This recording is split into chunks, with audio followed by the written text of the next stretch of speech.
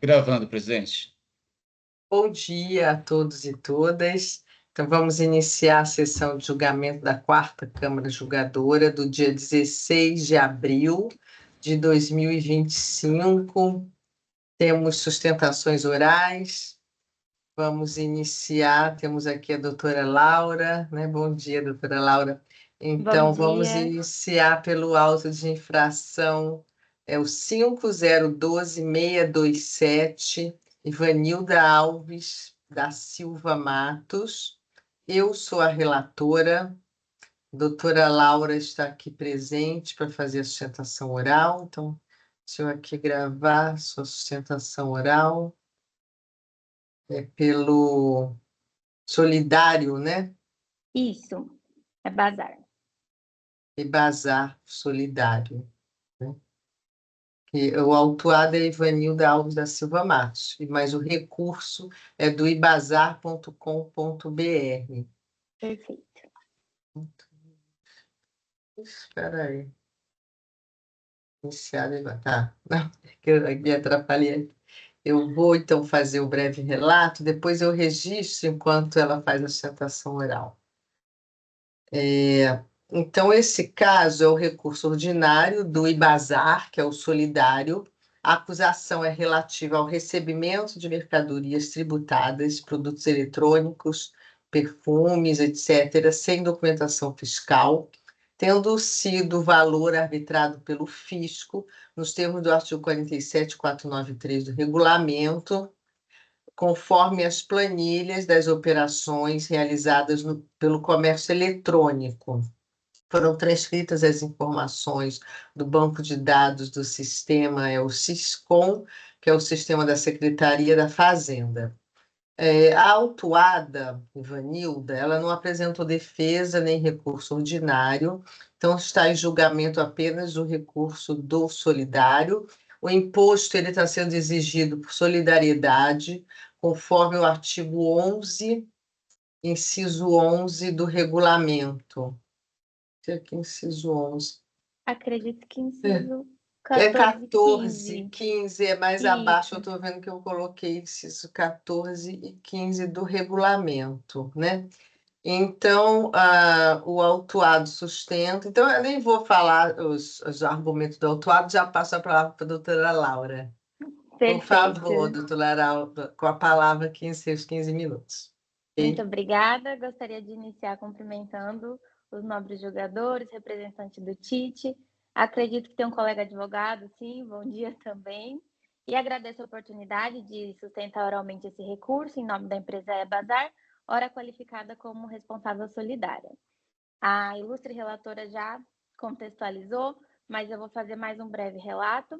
Trata-se, em síntese, de um recurso ordinário interposto em face da decisão proferida pela DTJ de Bauru, que manteve integralmente o auto de infração e imposição de multa, lavrado pelo recebimento de mercadorias pela autuada Ivanilda, sem a devida documentação fiscal. Exige-se, portanto, o pagamento de ICMS-ST e ICMS próprio no valor atualizado de pouco mais de 33 milhões de reais. A Ebazar foi imputada a responsabilidade solidária especificamente pela ausência de informações solicitadas pelo fisco. Todavia, com a máxima vênia, a decisão merece ser reformada, porque, conforme eu irei expor em breves palavras, nós não tínhamos as informações, não estavam sobre nossa guarda as informações que, em tese, não foram entregues. Bom, sabemos que as operações realizadas no ambiente de marketplace, como é o caso da recorrente, são complexas e envolvem diversas camadas entre plataforma, fornecedores e prestadores de serviço, sobre as quais nós poderemos passar algumas horas debatendo todo o tema atinente ao marketplace.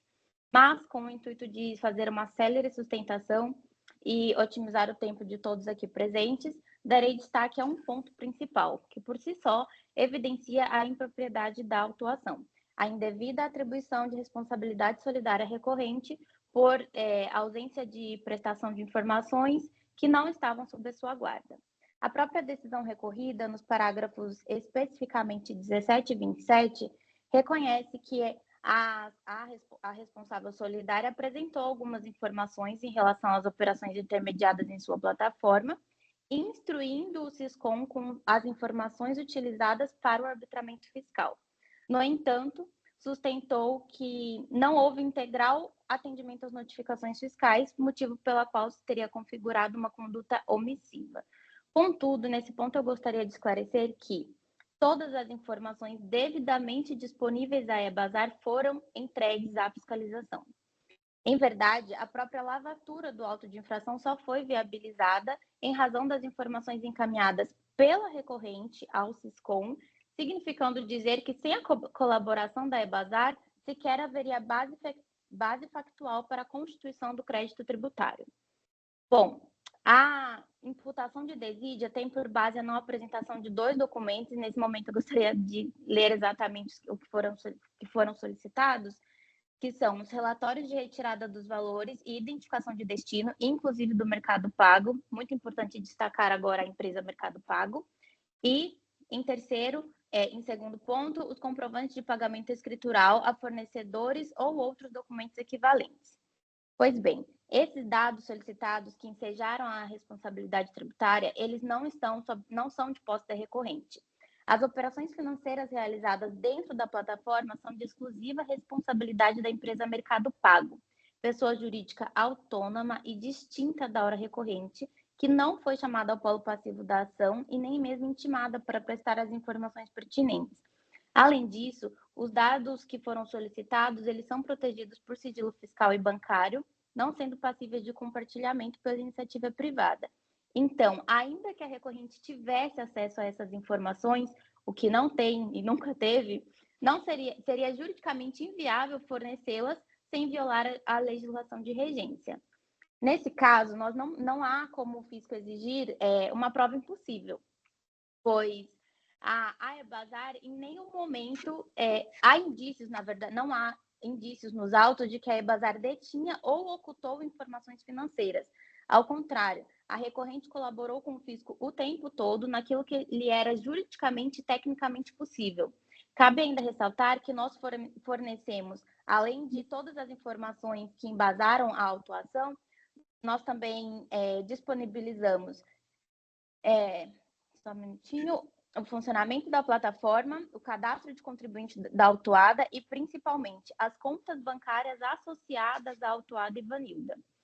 Desse modo, resta plenamente demonstrada a boa-fé e a colaboração da recorrente, de modo que não há o que se falar em responsabilidade solidária.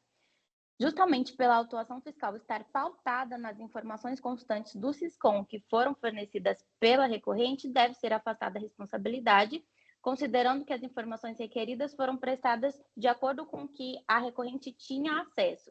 Portanto, deve ser aplicado ao presente caso o artigo 5º da Portaria CAT 156 de 2010, que dispõe que, quando prestadas as informações previstas pela portaria, os marketplaces deixam de ser responsáveis solidários pelas operações realizadas por seu intermediário.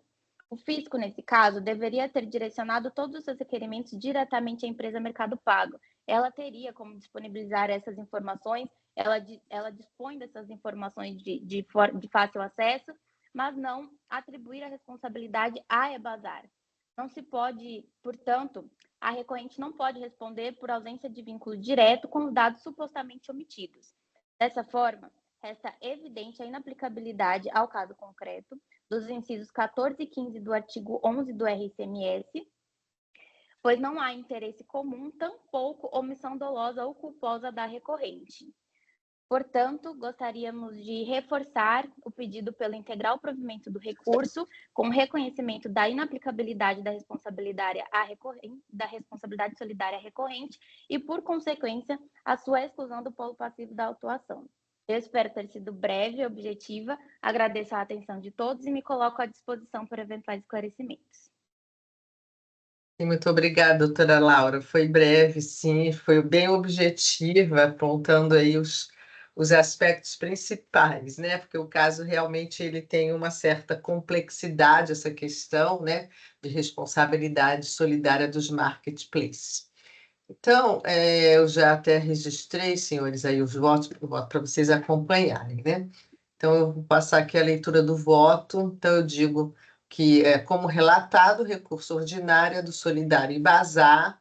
A responsabilidade foi lhe atribuída pelo recolhimento de ICMS-ST devido pela empresa Ivanilda Alves, em decorrência da acusação fiscal, que é relativa ao recebimento de mercadorias sem documentação fiscal. Então, essa foi a autuação, né, para a Ivanilda, autuada.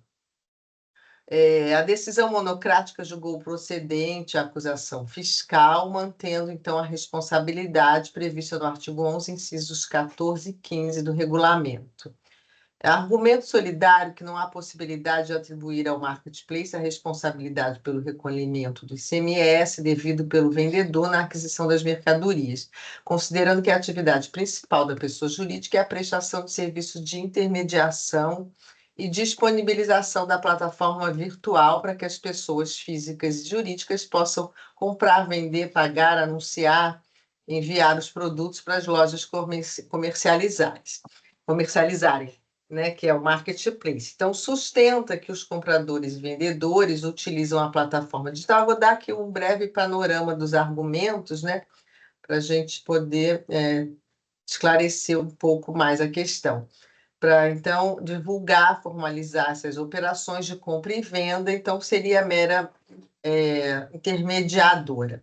Eu trago aqui a literalidade dos incisos 14 e 15 do artigo 11, que trata dessa responsabilidade solidária dos marketplaces, né? Até grifei o inciso 14, respondem solidariamente as pessoas prestadoras de serviço de intermediação comercial em ambiente virtual, com utilização de tecnologia de informação, inclusive por meio de leilões eletrônicos. Esse é o inciso 14. Inciso 15, solidariamente as pessoas prestadoras de serviço de tecnologia de informação, tendo por objeto o gerenciamento, controle de operações comerciais realizadas em ambiente virtual, inclusive dos respectivos meios de pagamento em relação às operações ou prestações sobre as quais tenham deixado de prestar informações solicitadas pelo fisco, né? Então, recorrente diz que o AI não alcança as operações praticadas pelo marketplace, quer dizer, aí já foi até a exposição da patrona, né? Então, vou aqui passar um pouco. Ele justifica que só tinha acesso a algumas informações de compra e venda, como data de pagamento, item vendido, porque tem uma planilha e foram prestadas informações, sim, pelo marketplace, né? Então, verificando os autos, aí eu já passo aqui para a minha opinião, meu voto, eu entendo com razão a fiscalização, porque conforme se verá adiante, o Ibazar não cumpriu com a solicitação, quer dizer, já foi uma outra notificação, né? Aprofundando um pouco aqueles documentos que foram trazidos, que são o relatório, né? São as obrigações que o solidário cumpriu, né? Ele cumpriu parcialmente. Então, haja vista que não encaminhou, aí esse é o ponto principal, né? Os demonstrativos e comprovantes das transferências financeiras que demonstrariam os verdadeiros beneficiados com o produto das operações efetuadas em nome de Ivanilda. Conforme consta no termo circunstanciado aqui que eu cito, foi expedida a primeira notificação, então endereçada ao Mercado Livre, que é o Ibazar, né, para que atendessem as informações já solicitadas pelo delegado. Então, o AFR, as folhas 10, ele consignou que em 17 de 5 de 2023, os responsáveis pelo Mercado Livre encaminham junto à correspondência eletrônica e e-mail as informações que entenderam necessárias. As informações encaminhadas não foram aquelas solicitadas na notificação de 27 do 4, foi solicitada via DEC. Então, os responsáveis pelo Mercado Livre deixaram de atender as notificações, né? Então, isso assim, vou aprofundar um pouco, porque esse é o ponto principal, né? Na solicitação da Cefaz, as folhas 3185 a 86, constou que não haviam sido encaminhados pelo Ibazar os relatórios, como eu já mencionei, de transferências financeiras e comprovantes, como ordem de pagamento, depósito, TED, Sendo assim, então, o recorrente foi notificado a apresentar os relatórios das transferências financeiras correspondentes ao resultado obtido através das operações mercantis efetuadas no período, então, pela autuada, de julho de 2018 a julho de 2020. Verifico que no e-mail do recorrente, as folhas 3212 e 3213, em resposta à notificação, então, o recorrente, o Ibazar, esclareceu que realizou consulta aos bancos de dados referente a, né, a essa a empresa, né, Ivanilda, que é uma empresa de CNPJ, e constou que a usuária estava ativa. No entanto, não localizou a movimentação de saída das mercadorias, apenas compras, conforme demonstrativo em anexo. Isso está aqui consignado, né, na consulta que foi feita no e-mail. Então, aduz ainda que a emissão de quaisquer documentos fiscais é responsabilidade do próprio usuário. Então, ele está dizendo que ele não tem acesso aos documentos fiscais da autuada, né? E ele apresentou alguns documentos, né, cumpriu parcialmente, mas diz, com relação ao terceiro item, que é essa questão das transferências financeiras, requer-se a prorrogação de 20 dias para cumprimento, pois se tratar de movimentação de grande complexidade. Então, ele ia buscar esses comprovantes. A consulta ao banco de dados da Cefaz, que é o Siscom, demonstrava que a autuada efetuava saídas de mercadorias em operações de comércio eletrônicos acompanhadas de documentação fiscal. Então, o solidário diz que cumpriu o que estava ao seu alcance, contudo, a notificação foi apenas parcialmente cumprida, não tendo sido entregues os documentos solicitados à notificação de folhas 3185. Frise que o Ibazar não encaminhou os demonstrativos e comprovantes das transferências financeiras, que demonstrariam os verdadeiros beneficiados com os produtos das operações efetuadas pela autuada, tais como informações das transferências bancárias, né? Aqui tem mais alguns argumentos, né, com relação à infração, que o solidário diz que a infração é relativa ao recebimento de mercadoria sem documentação fiscal, então que ele não teria esse acesso, que ele só intermedia as vendas, né? Nesse sentido que ele também argumenta, né? Entendo que isso não merece acolhimento, pois, como foi requerido ao solidário, a entrega de documentos relativos a transferências, a comprovação das transferências bancárias que estavam em seu poder, inclusive os respectivos meios de pagamento em relação às operações ou prestações nas quais houve a intermediação da plataforma, né? Então, é importante ressaltar que não foi solicitado guias e documentos fiscais da autuada, mas sim os documentos relativos a essas transferências financeiras. Aqui cito parte da decisão recorrida, né?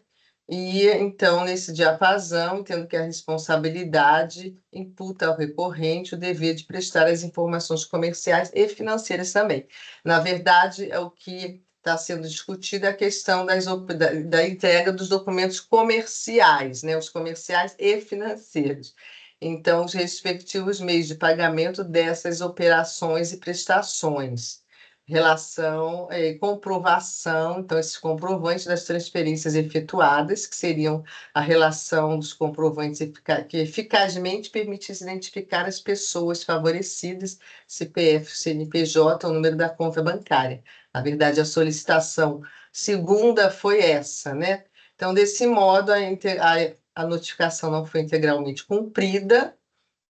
E aqui, então, com relação ao argumento de falta de tipicidade da multa, né? Também foi um argumento do solidário, artigo 85, inciso 3º, alineada, 6374. Então, eu entendo que não há correlação diretamente com o solidário, mas com o autuado, né? Então, como é solidário, essa seria a correta aplicação da multa. Então, em síntese, né? Eu entendo que esse argumento não merece acolhida, porque a aplicação aqui da responsabilidade solidária é o artigo 11, os incisos 14 e 15. E o último argumento é da multa, o juros sobre a multa, então aplico a súmula 13 do TIT. Então, esse é o voto, estou aqui já verificando, doutor Adolfo, pode estar com a mão levantada, por favor, com a palavra, doutor Adolfo, os debates estão abertos, essa é a síntese do voto. Tá claro que as operações em questão são as de compra da Ivanilda e não de venda? Isso é ponto pacífico? As operações com relação à acusação fiscal que você está perguntando? Porque, pelo que eu entendi, o fiscal pediu que a Solidária, ou o Bazar, informassem ou trouxessem informações a respeito das compras que a Ivanilda fez, não das vendas. É isso? Não, das informações, eu entendi das informações financeiras, das compras, na verdade, porque o que se identificou pelos documentos apresentados? Que vendia sem documentação fiscal, então era com relação às vendas, né? A acusação, na verdade, é de que não tinha, porque o do solidário seria pela falta de entrega desses documentos de transferência. Eu entendi não da compra, mas sim das vendas, porque o que se identificou é que ele vendia sem documentação fiscal.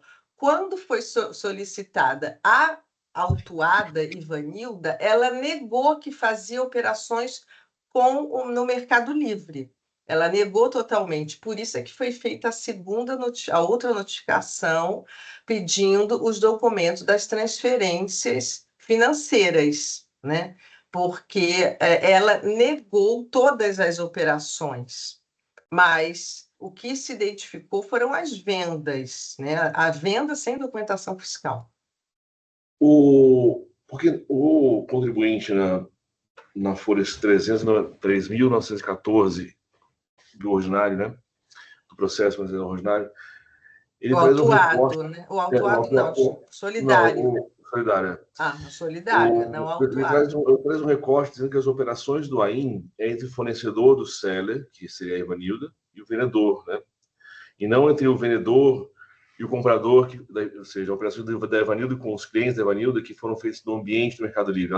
Ele está dizendo aqui que o que o fisco pediu foram informações a respeito das operações entre o fornecedor da Ivanilda e a Ivanilda, ou seja, das compras. Se for das compras, ele não tem mesmo como ter acesso. Não, mas eu entendi que não. Esse foi um dos argumentos, até a doutora pode também esclarecer a palavra, mas no meu entendimento, né, foram das vezes, porque as operações, na verdade, eram ICMS-ST, grande parte das operações. A questão é essa da substituição tributária, né? Então, ele pede as operações, as transferências das vendas, porque isso vai se identificar na fiscalização, é ICMS-ST. Esse é o ponto, né? Eu entendi que era das compras. Eu fiquei confuso agora. Doutora Laura, pois não. Por gentileza, né? Com licença, realmente, a infração ela é do recebimento de mercadorias. Então, é dos sellers para a Ivanilda, ela não é das vendas. Essa é a acusação. Essa é a acusação, doutora, mas não é esse o cerne da questão. O cerne da questão é que o Ebazar foi notificado a demonstrar quais foram todos os beneficiários das vendas produzidas. E esta informação, inclusive para o fisco poder responsabilizar quem estava envolvido na fraude, não foi fornecido pelo Ebazar. Por isso que está muito claro lá quem eram os beneficiários. O Ebazar não forneceu. Pediu prazo, a doutora Rosário citou muito bem isso no prazo. Eu entendi dessa forma todo o processo, porque essa é uma discussão, esse é um dos, como o doutor Bergamini bem colocou, porque o argumento do solidário é este, mas eu entendi pelo processo que não é isso que foi solicitado, né? Esse é o argumento que está sendo usado. É isso que está em debate. Conforme os senhores pontuaram, A parte que a gente alega é que essas informações das vendas, especificamente, não estão sobre a nossa guarda, mas sim sobre o Mercado Pago. Então, esse é o ponto, quer dizer, o argumento deles de que eles não tinham, aí respondendo a pergunta aí do doutor Adolfo, né? Eu entendo que não foi essa a questão, essa é a acusação porque era ICMS-ST, mas o que foi solicitado foi das vendas, a fiscalização foi no sentido, como a doutora está dizendo, que seriam documentos do Mercado Pago, né?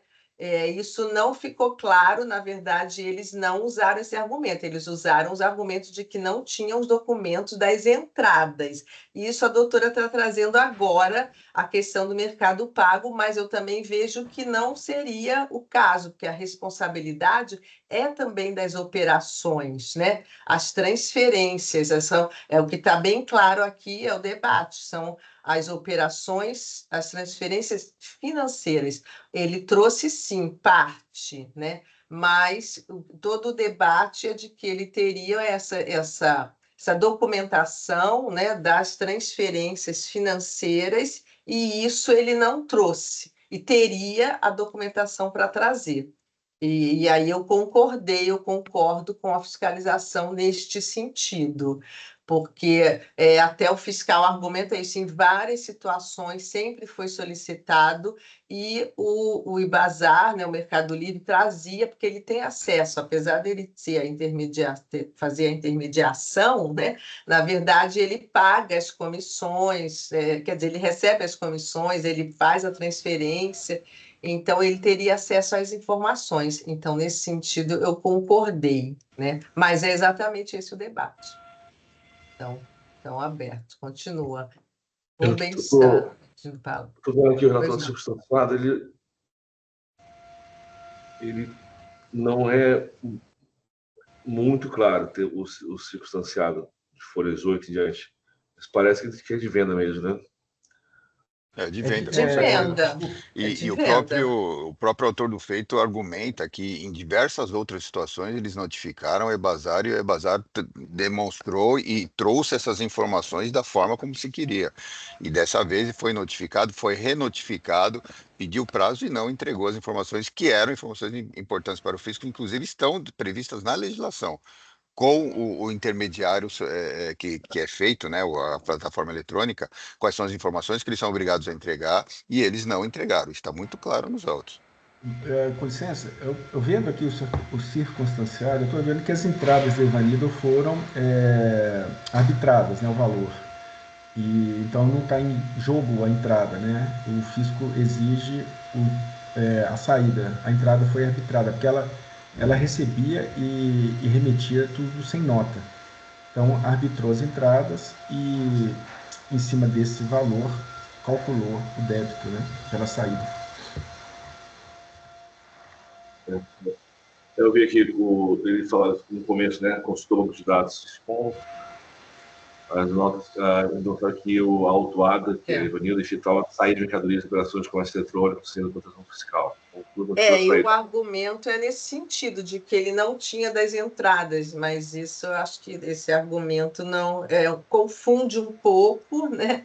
Mas não é exatamente isso do que está se tratando aqui. E o Ebazar, ele fornecia essas informações antes, em outras situações, e mudou a estratégia, passou a negar. Exatamente. É isso que ele deixa bem claro. Para não fazer prova contra si, né, não fornece mais essa informação. Mas como fornecia antes, não dá para aceitar que não tem acesso, né, porque sempre teve, né, então acho que é apenas uma estratégia jurídica mesmo para não dar esses dados, né. E ele pediu prazo também para apresentar, que ia buscar a terceira. Ele não usou essa questão do Mercado Pago na resposta à notificação. Ele, inclusive, pediu prazo, né, para apresentar e depois não apresentou. Eu estou acompanhando, então, a relatora. Estamos de acordo. Me acompanha a relatora. Essa questão da marketplace, eu acho que assim, é bem interessante até, né? Essa questão da responsabilidade. A gente fica realmente assim pensa em todos os sentidos. Aí, como o doutorador pensou, eu também pensei muito na questão da responsabilidade dos marketplaces. É um tema de debate interessante, mas aqui, nesse caso dos autos, eu entendi que não realmente apresentou o que deveria. Então, nesse sentido, eu vou encerrar aqui os debates, tá? E só uma curiosidade, Sim. Novamente, né, o fisco começou o trabalho fiscal em 2020, lavrou 3 anos depois, nesse meio tempo, Ivanilda fechou as portas e deu baixa na sua inscrição.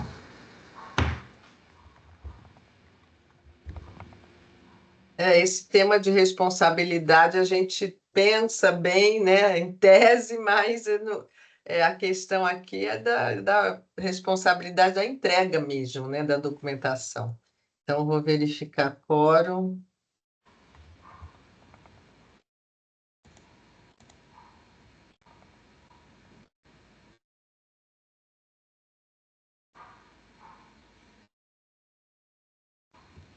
Falta só Flávio.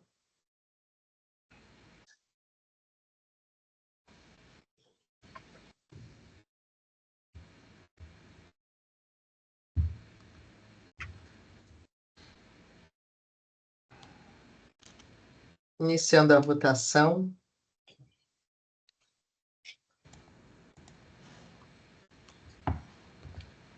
Vou só fechar a porta de minuto. Encerrando a votação, então, doutora Laura, então o recurso do solidário foi não provido.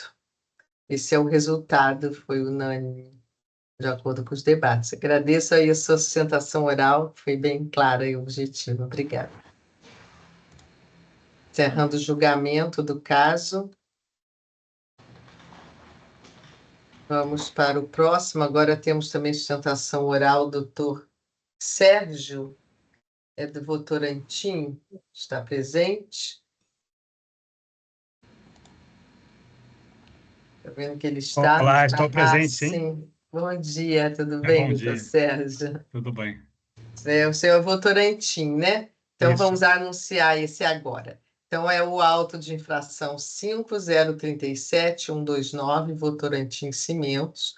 Doutor Rubens de Oliveira Neves é o relator. Então, vamos aqui iniciar o caso. Vou gravar a sustentação oral, que será feita pelo doutor Sérgio. Tem vários aqui, Sérgio Melo, né? Sim, então, com a palavra relator e depois a sustentação oral. Obrigado, presidente. Bom dia a todos. Esse caso são 2 acusações fiscais, cujo tema já é bem conhecido por nós. A primeira é transferência entre filiais ocorridas antes de 2024, em questão a modulação do STF.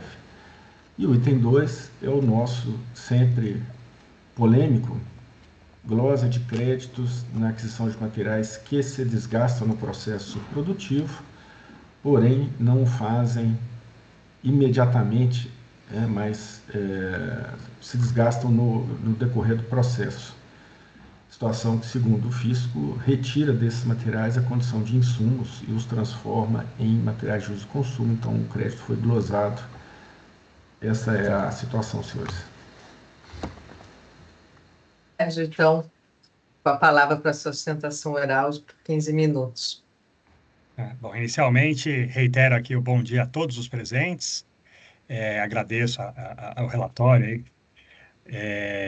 Do caso, de fato, o tema é de conhecimento geral, que é um tema bastante batido, mas eu gostaria apenas de tecer alguns breves comentários com relação aos pontos. Bom, com relação à remessa de mercadoria entre estabelecimentos do mesmo contribuinte, todos sabem que a jurisprudência sempre foi no sentido de que não deve incidir imposto de renda, porque não há efetivamente uma transferência, uma circulação jurídica da mercadoria. E essa jurisprudência vem lá desde a súmula 166, repetido do STJ, teve repercussão geral no tema 1099 do STF, e veio a famigerada ADC 49, que nada mais fez do que cristalizar, uma vez mais, esse entendimento pela não incidência do ICMS nessas operações, né? Porém, houve a questão da modulação. A modulação, no nosso entendimento, quando se diz eficácia a partir do exercício financeiro de 2024 significa que esse auto de infração, por exemplo, que foi lavrado em 2024, ele já está sobre a eficácia dessa ordem de modulação no sentido de que não poderia incidir o ICMS. Então, esse caso aqui, no nosso entendimento, ele não pode, a cobrança, né, de perpetrada não pode prevalecer, né? Isso para além do fato de que a questão da modulação ainda não está transitada em julgado, ainda há embargos de declaração no RE 1490708, né, e não transitada em julgado, e em tese ela não vincula o TIT, né? O TIT não tem no seu regimento a obrigatoriedade de vinculação às decisões judiciais. Há que se destacar também que a Lei Complementar 204 de 2023, que veio estabelecer o que já existia sempre, que é, ou seja, não pode incidir ICMS nas remessas entre estabelecimentos do mesmo titular, isso veio no artigo 12, né, da Lei Candir, essa alteração por meio da Lei Complementar 204, ela é uma lei interpretativa, na medida em que ela só vem evidenciar aí o que o próprio fato gerador já diz, a circulação jurídica, tem que ter a transferência de titularidade. E as leis interpretativas, elas devem retroagir, aí, com base no artigo 106 do CTN, de modo que, por mais esse motivo, as operações aqui em discussão estão albergadas pela não incidência que sempre existiu e não poderia o contribuinte arcar com um tributo que nunca existiu. Esse é nosso entendimento sobre esse tema, que diz respeito a uma parte da autuação. A segunda parte com relação ao acreditamento supostamente indevido, o fisco simplesmente pega tudo que é utilizado para fabricação de cimento, lá tudo que é utilizado na base de crédito aí, para dizer que são bens de uso e consumo. Isso demonstra um desconhecimento do conceito de bens de uso e consumo e um desconhecimento do conceito de insumos, né? Os bens glosados, muitos deles aí, todos essenciais aí nesse processo produtivo, são todos bens que basta observar, eles são utilizados para a produção do cimento e sem os quais não se faria possível essa produção. Eles se enquadram no conceito de creditamento porque são insumos, né? Essa ideia de que tem que se agregar ao produto final, o que aqui em caso seria, por exemplo, uma correia transportadora tinha que ter pedaços dela no saco de cimento, isso não existe mais. E a jurisprudência é clara nesse sentido. Há decisões bastante recentes do STJ. Eu vou aqui tomar a liberdade de ler embargos de divergência do STJ de relatoria da ministra Regina Helena Costa, que foi publicado em dezembro de 23, recente.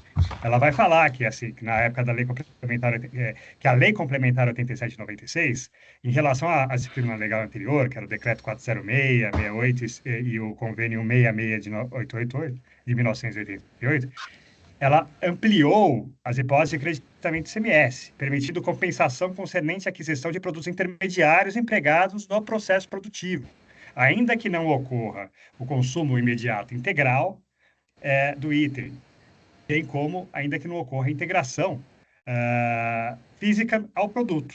Ela cita o exemplo do açúcar, né? E ela destaca, nesse aspecto, relevante consignar, a título de premissa, que a essencialidade do item obtido para viabilizar a atividade fim da indústria em forma sistemática de compensação do ICMS. A essencialidade do item. Ou seja, ela está olhando para o item como sendo algo que seja essencial e ainda que tenha um desgaste gradativo, isso não vai influenciar. O que importa são esses aspectos. Então, não existe mais aquele conceito, né, de que tem que nunca fez sentido, né, de que tem que estar lá atrelado à mercadoria final. E, no caso, existem aqui diversos laudos de renomados profissionais independentes. Temos laudo da Politécnica da USP, que vai olhar cada um desses insumos aí, vai demonstrar que eles são, de fato, insumos, que eles têm contato com o item, que eles são essenciais aí no processo produtivo. Há também um parecer do renomado jurista Humberto Ávila. Há material suficiente para se demonstrar que, por exemplo, que uma correia transportadora ela é essencial para transportar o cimento nas diversas partes, não só o cimento, como as matérias-primas do cimento, tais como argila, calcário, e ela vai sofrer desgaste, ela vai ter que ser trocada periodicamente. Não dá para chamar a correia transportadora de um bem de uso e consumo. Bem de uso e consumo são aqueles bens que são consumidos, inclusive em atividades não ligadas aí ao processo produtivo, inclusive no escritório, na administração.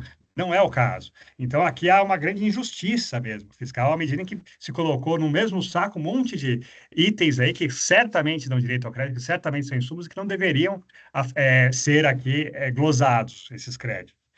Nesse sentido, requer-se aí o provimento do recurso. Eu agradeço a atenção. Obrigada, doutor Sérgio. Então, Rubens, seu voto. Obrigado, presidente. Então, as acusações, como vimos, é falta de pagamento do imposto em transferência entre filiais anteriores a 2024 e por crédito indevido na entrada de materiais que se desgastam no processo produtivo, mas o fazem de forma gradual, e assim são materiais de uso e consumo do estabelecimento. Inicialmente, cabe esclarecer que o demonstrativo de florestais contém todas as informações necessárias à verificação dos cálculos efetuados pelo auditor, ao apurar o montante do imposto exigido no item 1, sendo assim devidas às alegações em sentido contrário. São inclusive dados primários, pois ali se encontra indicação de nota fiscal, CNPJ do destinatário, data de decisão do produto, valor, base de cálculo, alíquota e semestre devido para cada saída. Então, não se imagina quais dados afirma o recorrente que teriam sido sonegados. Quanto ao método do item 1, não há o que se discutir, a lei é clara e se encontra formalmente em vigor, e ela diz que ocorre o fato tirador do imposto na saída de mercadoria a qualquer título de estabelecimento de contribuinte, ainda que para outro estabelecimento do mesmo titular, é a lei estadual paulista, com fundamento na lei complementar federal. Em sentido contrário, o STF modulou a sua decisão para que seus efeitos se iniciassem em 2024. Apesar dos esforços do recorrente em fazer prevalecer seu entendimento de que tal modulação valeria apenas em benefício dos contribuintes, de forma a facultar a manutenção dos seus créditos antes de 2024, mas mantendo ainda a não incidência de ICMS nas operações entre filiais, essa hipótese não possui sustentação jurídica, caracterizando apenas uma teoria que procura autorizar a conduta do autuado, de forma a fazer valer parcialmente uma decisão judicial em período anterior à sua modulação, que não se pode aceitar. Dessa forma, as operações do item 1 eram tributadas e deveriam contar com imposto destacado na documentação fiscal, sendo assim correta a ação fiscal, mantido o item 1. Quanto ao item 2, a razão está com o autuado e seus créditos foram glosados sob uma hipótese não prevista na legislação tributária. A Lei Candir, no seu artigo 20, parágrafo 1º e 2º, diz que não dão direito ao crédito as entradas de mercadorias ou utilização de serviços resultantes de operações ou prestações isentas ou não tributadas, ou que se refira a mercadorias ou serviços alheios à atividade do estabelecimento. A Lei Paulista diz que é vedado o crédito de mercadoria entrada em situação alheia à atividade do estabelecimento. E o regulamento, no artigo 66, incisos 1 e 4, diz que é vedado o crédito relativo à entrada de mercadoria alheia à atividade do estabelecimento para uso e consumo do próprio estabelecimento, assim entendida a mercadoria que não for utilizada na comercialização e que não for empregada para integração no produto ou para consumo no respectivo processo de industrialização. Tá? Então, a mercadoria adquirida pelo contribuinte foi empregada no processo de industrialização. Então, o regulamento expressamente concede o direito ao crédito. Né? Ele veda se a mercadoria não for consumida no processo de industrialização. Não há nenhuma regra, em nenhum lugar, nenhum tipo na legislação tributária que fala que tem que ser rápido, imediato, instantâneo. Não existe isso, em lugar nenhum. Né? Então, a lei e o regulamento não impõem o consumo imediato dos materiais empregados no processo industrial como condição para que o contribuinte tenha o direito de descreditar em sua aquisição, bastando para isso apenas que sejam consumidos no processo industrial sem qualquer limite temporal. De fato, o inciso 5 do artigo 66 do RICMES dispõe que é considerada de uso e consumo do estabelecimento a mercadoria que não for empregada para integração no produto ou para consumo no respectivo processo industrial. Portanto, qualquer material consumido no processo de industrialização do estabelecimento é insumo, de forma expressamente disposta na lei e no regulamento. Nesse sentido, não existe previsão na legislação tributária no sentido que o material que se consome no processo produtivo, mas de forma paulatina, perde a condição de insumo e se transforma em material de uso e consumo do estabelecimento. contribuinte tomou crédito em hipótese expressamente prevista em lei e no regulamento. Esses créditos não podem ser glosados sob diretrizes internas da Cefaz que não possuem laço na legislação tributária.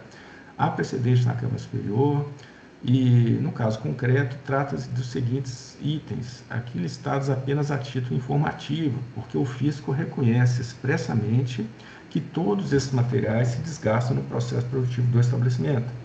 Então, eu só vou citar, eu descrevi, mas eu não vou ler isso, tá? Então, são barras, grelhas, martelos, calha, chapa de aço, correia transportadora, lâminas, raspadoras, britador, manga de gaiola, pá misturadora, prato, régua, tela, tremonha, etc, etc. Então, no relatório circunstanciado, o auditor expõe que a Secretaria, a Cefaz, entende que são considerados insumos de produção os materiais que se consomem integral e imediatamente no processo produtivo, bem como aqueles que integram o produto final, estando as operações de circulação de mercadorias relativas à entrada desses materiais aptas a legitimar o crédito CMS. O auditor deixa claro que a exigência de consumo integral e imediato se trata de um entendimento, tá? E desta forma deixa de apontar qualquer norma que fundamente esta restrição ao creditamento. Ele expõe ainda que cabe destacar que nas câmaras superiores vem sendo consolidado o entendimento que o direito ao crédito material utilizado no processo produtivo condiciona-se à integração do produto final ou ao seu consumo integral imediato, o que difere de simples desgaste. Desta forma, materiais não consumidos de imediato e integralmente no processo produtivo não podem ser classificados como insumos para a produção e não dão o direito ao crédito. Então, como exposto, né, essa premissa não possui base legal ou regulamentar, não está escrita em lugar nenhum. E tomemos, por exemplo, a indústria autuada, uma fábrica de cimento. O que é um consumo integral imediato? Ninguém sabe o que é integral imediato. Integral sabe, mas não sabe o que é imediato. 1 minuto, 1 hora, 1 dia, 1 semana, 1 ano. Ninguém sabe, porque não está escrito em lugar nenhum. É uma ideia, né? Ela não está escrita. Então, o que eu acho que não dá para aceitar é o seguinte, a lei fala, pode fazer, o regulamento fala assim, você está autorizado a fazer, ele faz e é autuado. Por quê? Porque a gente não aceita a lei, a gente não aceita o nosso próprio regulamento. Então, você faz o que a gente fala que você pode fazer, você é autuado a si mesmo. Poxa, então, para que serve lei e regulamento, né? Se ele não é cumprido, quando é para dar o benefício previsto na lei para o contribuinte, né? Então, não existe parâmetro nenhum para se determinar o limite temporal de desgaste de produto para ser considerado insumo ou bem de uso e consumo. A legislação não trata desse tema, não estabelece limite nenhum. Como exposto pelo auditor, é apenas um entendimento e não uma regra. Tal entendimento restringe de forma contundente um direito expressamente previsto na lei, ofendendo o princípio da legalidade tributária. O inciso 5 do artigo 66 assegura o direito ao crédito na aquisição de material consumido no processo industrial, independente do tempo de desgaste total. Os materiais autuados, o auditor afirma que eles são consumidos no processo industrial, certo? Então, as páginas 12 e 14, ele fala, por meio da análise da resposta à notificação, a fiscalização concluiu que todos os materiais sofrem desgaste no processo produtivo, né? Então, cancela o item 2, reconhecendo que os créditos foram regularmente apropriados, conforme expressamente previsto na legislação tributária, especificamente lá nos itens que eu falei. E quanto ao item 1, então, as multas estão previstas no artigo 85 da Lei 6374, a atualização do CPLO básico, súmula 13, 527A não se aplica, então eu dou parcial provimento do recurso ordinário, mantendo o item 1 e cancelando o item 2, é o voto, senhores, eu já estou registrando, parcialmente provido, registrado. Obrigada, Rubens, os debates estão abertos. Senhora Presidente, eu gostaria de fazer uma manifestação fiscal aqui, em sessão. Eu vou tirar em vista, não sei se o senhor Pedro quer fazer na volta a manifestação, ou quer fazer agora para tirar o processo. Não, eu faço na volta, então, porque eu perco, né, quando há pedido de vista, então eu faço na volta. Mas, em suma, é isso, consumo, para mim, é absolutamente diferente de desgaste, né? Eu trago alguns materiais que são feitos aqui, martelo, nunca vi da crédito de martelo, da crédito de parafuso, por exemplo, isso não existe, isso não é material consumido Então, não é martelo nisso, não. É o outro lá, industrial, quebra a brita. Que seja, mas consumo é diferente de desgaste. Então, correia, gaiolas, aí tem desgaste, não tem consumo, em primeiro lugar. Em segundo lugar, a jurisprudência absolutamente dominante da Câmara Superior é no sentido de que material, para ser considerado de uso e consumo, tem que ter consumo imediato e integral. Isso já vem de há muito tempo da Câmara Superior, já está absolutamente consolidado. Mas, de qualquer forma, a gente coloca a manifestação quando voltar, após a manifestação do doutor Flávio. Então, obrigado, senhor presidente. Ok. Está solicitado aqui, Pedro? Então, eu vou negar, né? Pode ser? Não, eu solicitei o cancelamento. Solicitou? Tá. Isso. Agora apareceu, tá bom. Então, então a vista do doutor Flávio concedida. Então, o doutor Sérgio sai em vista para o doutor Flávio e voltará numa outra sessão. Só acompanha, por favor. Perfeito, agradeço a atenção de todos aí. Tenham um bom dia.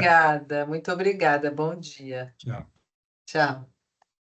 Então, encerrando aqui julgamento desse caso.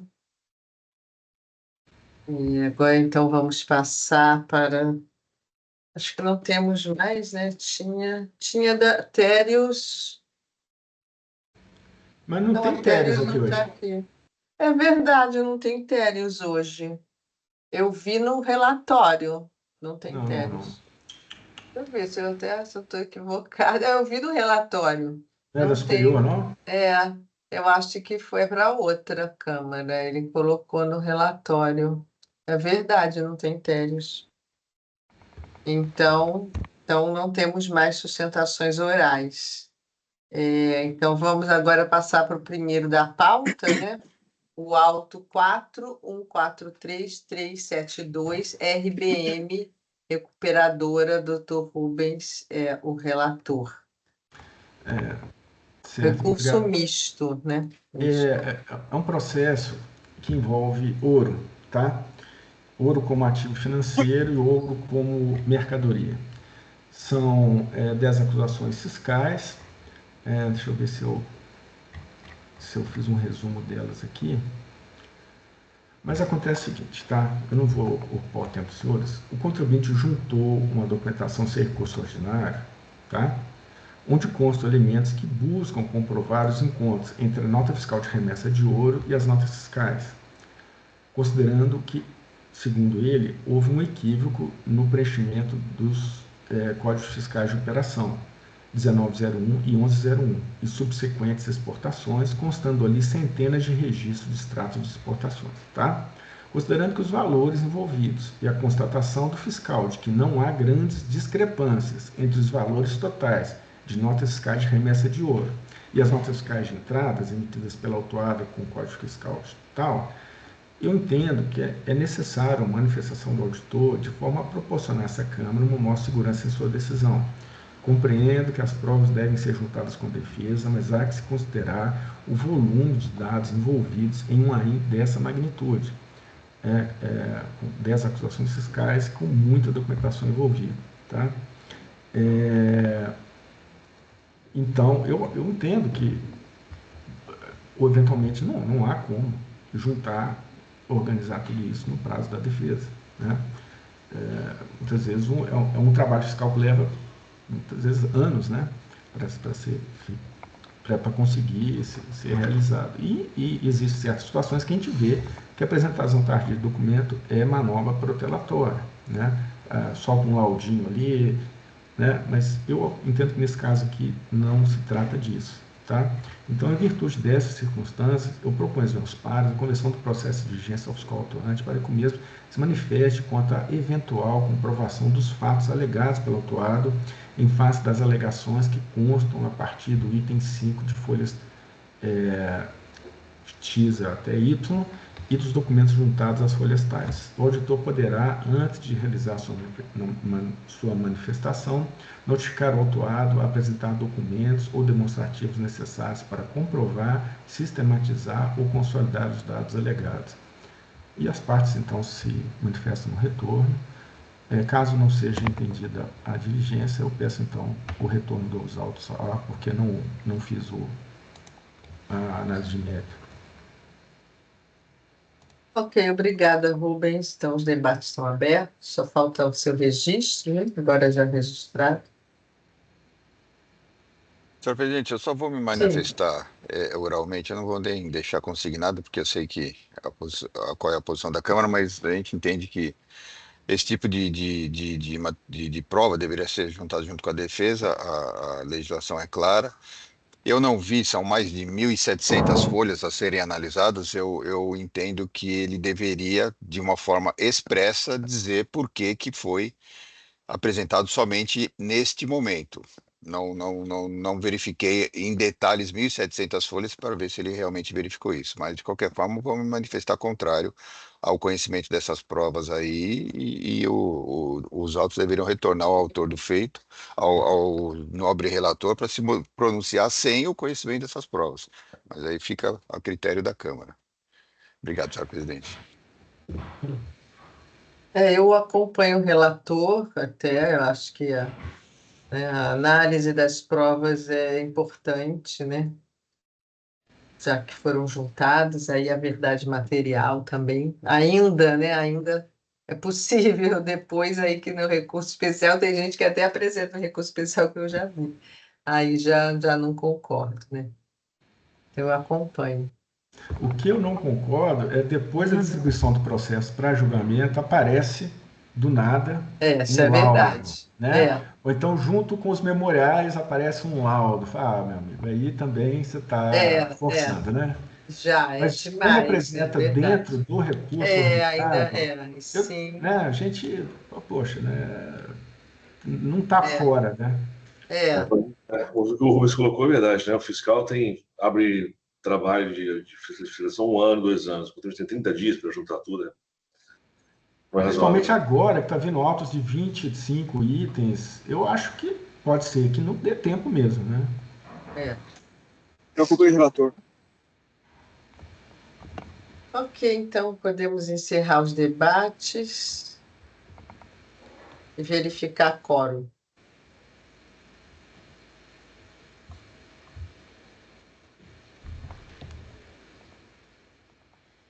E agora iniciar a votação.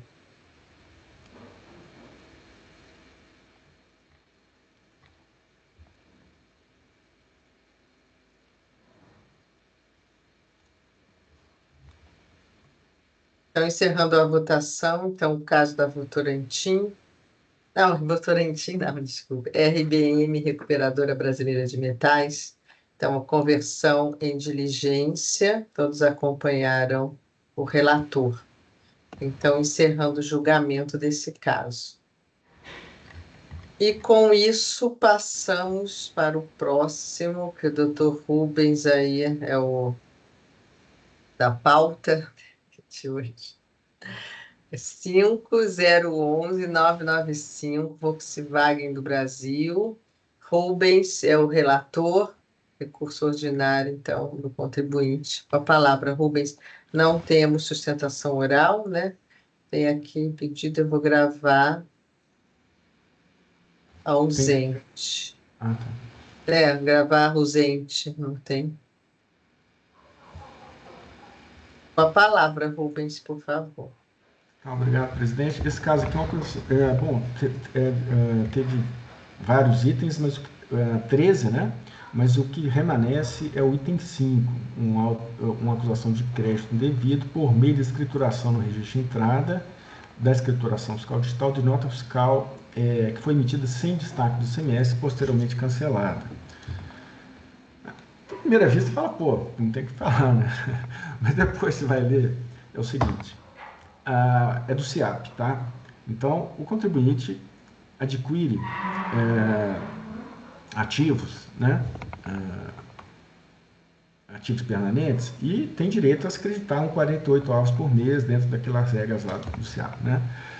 E todo mês ele precisa de emitir uma nota fiscal interna para transportar o crédito que ele tem direito de 48 avos lá sobre tudo que está ali dando crédito e transportar isso para o registro de entrada, tá bom? Essa nota é uma nota fiscal que não se refere à entrada de mercadoria no estabelecimento, é uma nota fiscal instrumental. ela só tem destaque do imposto, tá? Ela visa pegar crédito lá do SIAP, o crédito permitido do mês, e trazer para o registro de entrada, tá? E o contribuinte se atrapalhou com essa nota fiscal. Então, vamos ver aqui se eu consigo fazer um resumo aqui.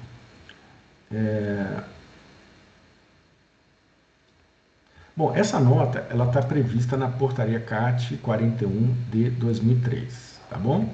Então, foi emitida a nota fiscal número 8 de acordo com a portaria acima, tá? Essa nota fiscal interna, tá? Ela só é utilizada para buscar o crédito que tem direito no mês ali no SEAP e trazer para o registro de entrada, né?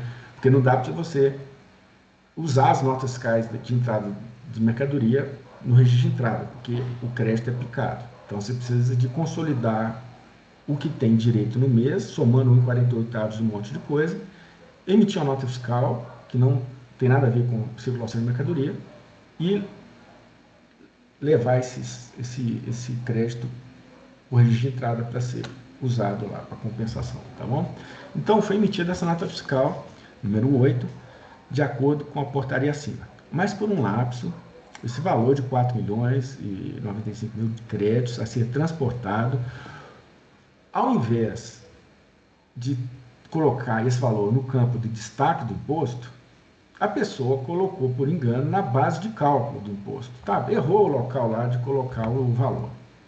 Ao perceber o equívoco, o contribuinte emitiu no mesmo dia a nota fiscal número 9, com o destaque de semestre no campo correto.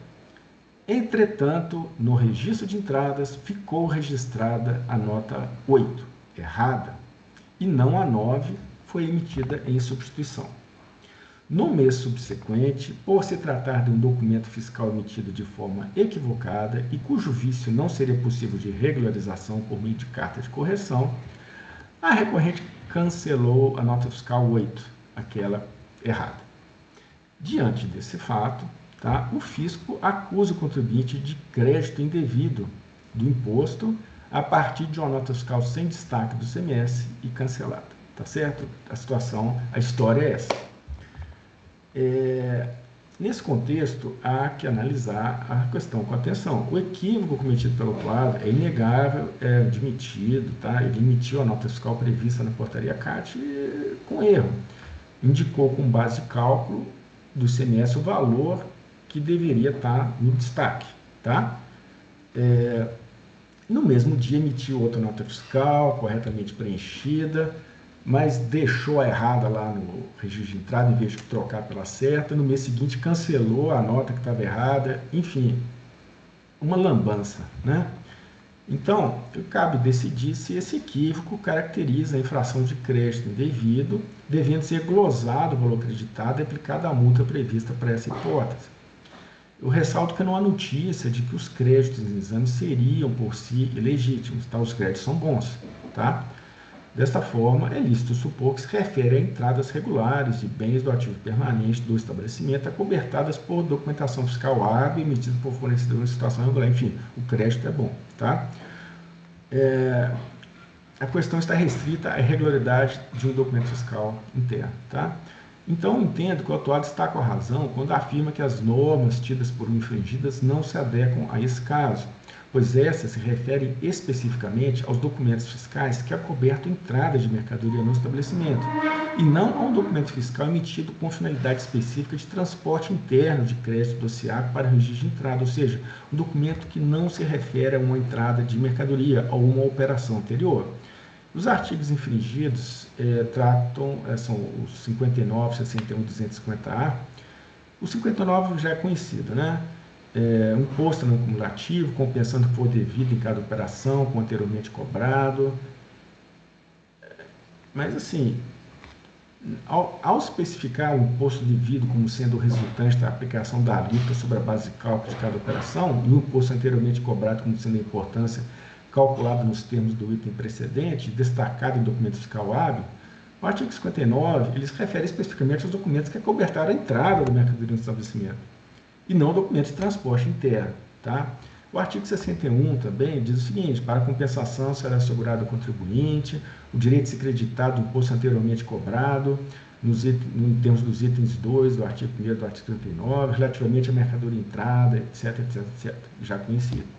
O artigo acima disciplina a compensação do CMS, permitindo a tomada de crédito do imposto anteriormente cobrado nos termos do artigo 59, relativo à mercadoria entrada, real simbolicamente, em seu estabelecimento. Esse artigo, assim como 59, regulamenta o direito ao crédito na entrada de mercadoria no estabelecimento, mencionado especificamente o artigo 59, já comentado. Essas regras se aplicam aos documentos fiscais que acobertaram a entrada dos bens do ativo permanente no estabelecimento, do respectivo direito, descreditado o valor do imposto ali destacado. As regras do CIAP regulamentam a situação posterior, determinando a proporção mensal em que esses créditos podem ser de fato apropriados, ou seja, lançados no registro de entrada. A nota fiscal emitida pelo estabelecimento não se refere a alguma entrada específica de mercadoria ou algum documento fiscal de entrada. Trata-se de um documento que instrumentaliza, etc, etc. Tá bom? O artigo 250-A do RICMES, apontado assim no seu inteiro teor, fala sobre a escrituração fiscal digital. Tá bom? Tudo lá da FD. A norma acima trata da operacionalização da escrituração fiscal digital e claramente foi infringida pelo equívoco cometido pelo autuado. Mas nada disso daqui se refere a crédito do imposto, tá bom? Esse artigo 250-A do RICMES está falando sobre como deve ser feita a escrituração fiscal digital. O autuado ele cometeu um erro escritural que caracteriza uma infração formal. Não há previsão para glosar o crédito fundamentado em entradas regulares dos bens do ativo permanente do estabelecimento, acobertadas por documentação fiscal hábil e apropriada na proporção estipulada na legislação. O equívoco na documentação fiscal de transporte interno de crédito não afasta o direito ao crédito legítimo, reiterando que não há notícia de qualquer irregularidade referente à documentação de entrada da mercadoria no estabelecimento, pelo que os créditos são regulares, fundamentados em documentação fiscal hábil que acompanha a entrada da mercadoria. Então, eu entendo que o Cultura Limite tem razão quando ele afirma que o laço do crédito do imobilizado, devidamente controlado no CIAP, não decorre da nota fiscal 8 ou de sua substituta 9, mas sim das inúmeras notas fiscais emitidas pelos fornecedores que contemplam o destaque do semestre nas aquisições dos bens dos ativos imobilizados. Então, assim, tá certo, o direito ao crédito não depende da nota interna, depende da entrada da mercadoria com documento fiscal hábil, né? Então, eu entendo que o Cultura Limite cometeu uma infração formal na emissão de documento fiscal interno de caráter instrumental, erro este que não invalida o direito ao crédito, suportado em documentação fiscal hábil emitida em operações de entrada regulares. Os artigos 59 e 61 do RICMES apontados como infringidos se refere à documentação fiscal que é coberta a entrada de mercadoria no estabelecimento, e não à documentação fiscal prevista na portaria CAT 41 de 2003, de forma que a conduta do autuado não os infringiu. Então, pelo meu entendimento, eu cancelo o item 5 do AIN. Já estou gravando aqui. Ok, obrigada, Rubens. Senhora presidente, senhora presidente, eu gostaria de fazer uma manifestação. Sim. Eu já solicitei. Fique à vontade, já autorizei aqui.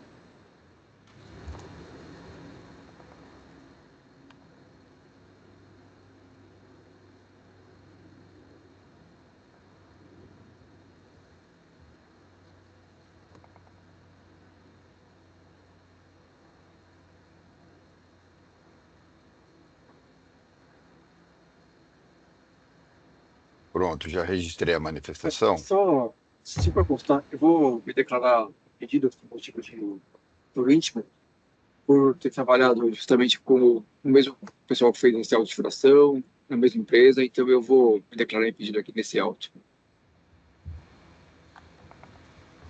Senhora presidente, posso proceder à leitura? Pode. Aqui. Tá, já está registrado aí. Então, com todo respeito ao voto ilustre juiz relator, o item 5 há de ser mantido. A situação fática é de fácil compreensão. O autuado emitiu nota fiscal número 8 para apropriação de crédito de ativo imobilizado nos termos da portaria CAT 41/2003. Ocorre que essa nota fiscal foi emitida com erro, sem destaque de CMS, percebido pela autuada que cancelou esta nota fiscal número 8 e emitiu outra nota fiscal de número 9, a qual não foi escriturada a NOB para apropriação de crédito, permanecendo apenas a escrituração da nota fiscal número 8, que já estava cancelada. Assim, a autuada apropriou-se de crédito de ativo imobilizado com base em nota fiscal eletrônica emitida sem destaque com destino a si própria, que é o CFOP 1604, que encontrava-se cancelado. O autor do feito, em sua manifestação fiscal às folhas tais, inicia suas considerações sobre a questão de forma bem elucidativa. Então, o que fala o autor do feito? O aproveitamento de créditos decorrentes da entrada de bens do ativo imobilizado deve respeitar toda a legislação vigente, e não apenas aquela que rege o CIAP.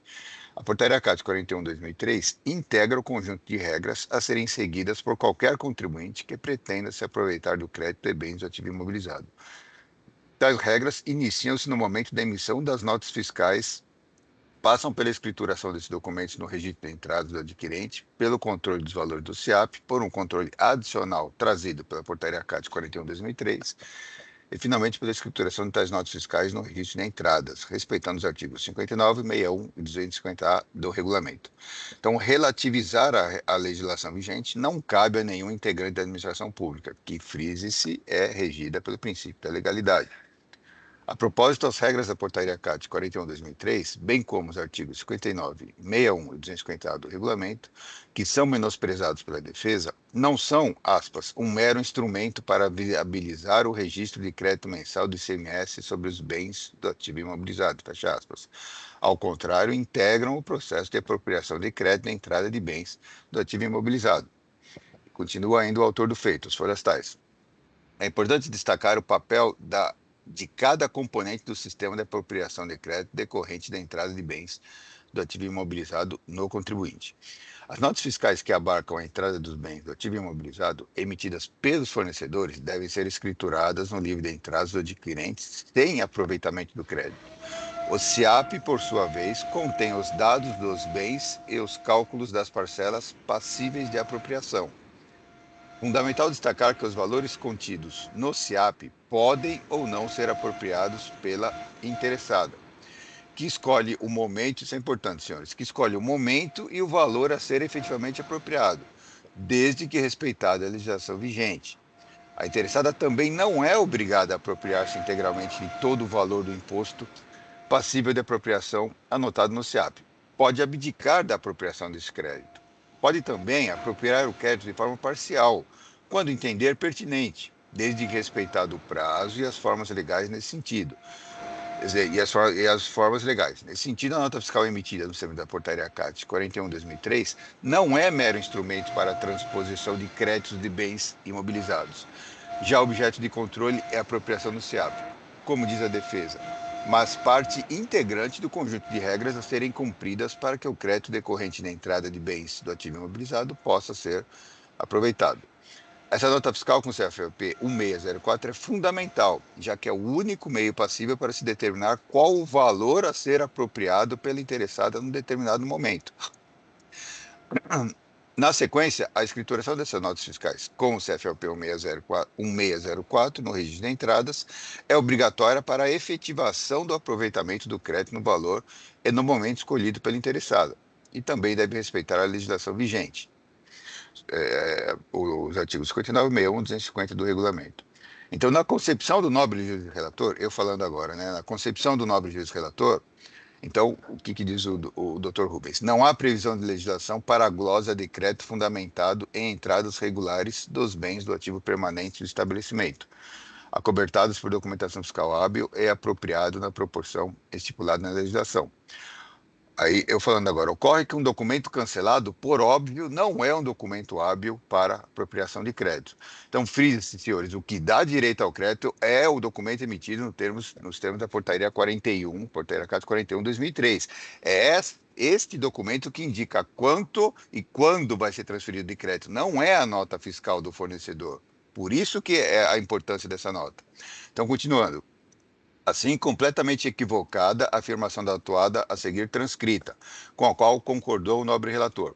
O lastro do crédito do imobilizado devidamente controlado no SIAP não decorre da nota fiscal 8 ou de sua substituta número 9, mas sim das inúmeras notas fiscais emitidas pelos fornecedores que contemplam o destaque do ICMS nas aquisições do bens do ativo imobilizado. Completamente equivocado. O que dá o direito ao crédito, a legislação é clara, é a nota fiscal que ele emite para dizer quanto e quando vai apropriar. Então, conforme exaustivamente explicado pelo autor do feito, é a nota fiscal emitida nos termos da Portaria CAT 41 de 2003 que determina quanto e quando o contribuinte quer apropriar de quanto quer e os créditos ativos imobilizados, dentro dos limites impostos pela legislação. Então, o artigo 1º fala, contribuinte para efeito de lançamento do crédito decorrente da aquisição de bem destinado ao ativo permanente.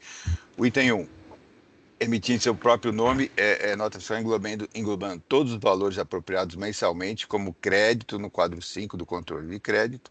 E, finalmente, item 3, lançar a nota fiscal de que trata o inciso 1 num livro registro de entradas com utilização das colunas documento fiscal e operações com crédito imposto. É essa nota fiscal que dá direito ao crédito. Assim, se a nota fiscal emitida nos termos da Portaria CAT 41 de 2003 estava cancelada, não se trata de documento hábil para apropriação de crédito, com o que absolutamente correta a glosa de crédito guerreado. Novamente, nas elucidativas palavras do autor do feito, caso se permita o aproveitamento de crédito da nota fiscal CFAP 1604 cancelada, abre-se a possibilidade futura do aproveitamento em duplicidade de nota fiscal CFAP 1604, autorizada com o mesmo conteúdo. Esse é um dos motivos pelos quais a legislação veda o aproveitamento de notas fiscais canceladas. Então, diante do exposto, senhor presidente, somos pelo não provimento do recurso ordinário. Este é o nosso parecer. Obrigado. Obrigada, Pedro. Então, os debates estão abertos. Presidente, só uma observação. É o seguinte, existe uma situação aqui que o auto-infração, ele não glosou a transferência, ele glosou o crédito. Você falou, contribuinte, você perdeu 4 milhões de reais, você perdeu o crédito, tá? Um crédito que entrou bom na sua empresa, com nota fiscal boa, tudo certinho. Mas esse transporte interno você errou, então eu vou tomar o dinheiro seu, eu vou tomar o seu crédito. Perdeu o crédito. A isso que eu não concordo, tá? As regras que autorizam o fisco a realmente tirar o crédito do contribuinte, tirar o dinheiro dele, são irregularidades na entrada da mercadoria do estabelecimento. Agora, uma situação dessa, obviamente um descuido, um erro lá, o crédito não deixa de ser legítimo. Ele não perde o direito a possuir o crédito. Poderia ter perdido o direito de fazer a transferência naquele mês, algo assim, mas não perder o valor. Perdeu o valor, porque você fez essa besteira aí. Mas, poxa, são créditos bons, são créditos legítimos. Né? Por isso que eu entendo que as regras apontadas pelo fisco, né, que é o 59 e 61, não se aplicam a essa situação ali do transporte interno do crédito. É isso. É por isso que o autor do feito deixa muito bem claro, se você permite a apropriação de crédito baseado numa nota fiscal cancelada, você faz outra, cancela, mas você não pode tirar o crédito do cara, o crédito é bom, faz outra, cancela. Então, se ele sabe que está cancelado, foi autuado, ele tem 5 anos para fazer o crédito. Então, faça com uma nota fiscal emitida nos termos da legislação. É simples. Ele perdeu o dinheiro, Pedro. Se ele perdeu, foi por desídia dele, não desídia do fisco. Eu sei. Tá? Se tivesse uma lei dizendo que se você fizer isso interno, você perder. Agora, trazer uma outra regra que se aplica a uma outra situação para glosar o crédito do sujeito, eu falo, poxa, nós estamos o quê? Nós somos contra as empresas ou estamos juntos no mesmo barco? Não, mas não é outra regra. A legislação é clara. A nota fiscal que dá direito ao crédito é aquela emitida nos termos da Portaria 41 de 2003. Essa nota fiscal é que, inclusive, qual a importância dela? Que diz quanto ele vai apropriar. E diz quando ele vai apropriar. Então, se essa nota fiscal está cancelada, eu não posso permitir o crédito em cima de uma nota fiscal cancelada. Imagina um precedente que você abre isso aí. Então, é a mesma coisa que você falar, eu recebi uma nota fiscal de entrada bonitinha, quero me creditar, só que a nota fiscal não está muito boa, está rasurada, está com algum requisito regulamentar não preenchido. Vamos passar por cima. É completamente diferente esse caso, né? Você que se acredita na entrada de mercadoria com nota fiscal ruim, aonde que você já me viu cancelando um auto? Mas essa está cancelada, nota fiscal cancelada, não pode dar direito a crédito. Perdão, vamos lá. O erro é dela, não é do fisco, o erro é dela. Tá bom. E outra, ela faz outra nota fiscal e se apropria de novo, porque ela vai falar, não, aquela foi cancelada, aquela não pode, aquela foi cancelada. Agora eu emiti uma certinha, e aí se acredita de novo. Mas o doutor Feito foi bem claro com relação a isso. A nota está cancelada mesmo? Tá cancelada. E foi ela que supostamente dá direito ao crédito. É com ela que ela está arguindo a possibilidade do crédito. Não, ele cancelou, foi um monte de besteira, né? Ele emitiu uma nota ruim, cancelou, emitiu uma nota boa para substituir ela, não substituiu, deixou a ruim e depois cancelou a ruim porque ela estava errada. E ficou por isso mesmo, tá? E detalhe, a nota fiscal cancelada não diz qual é o valor do ICMS.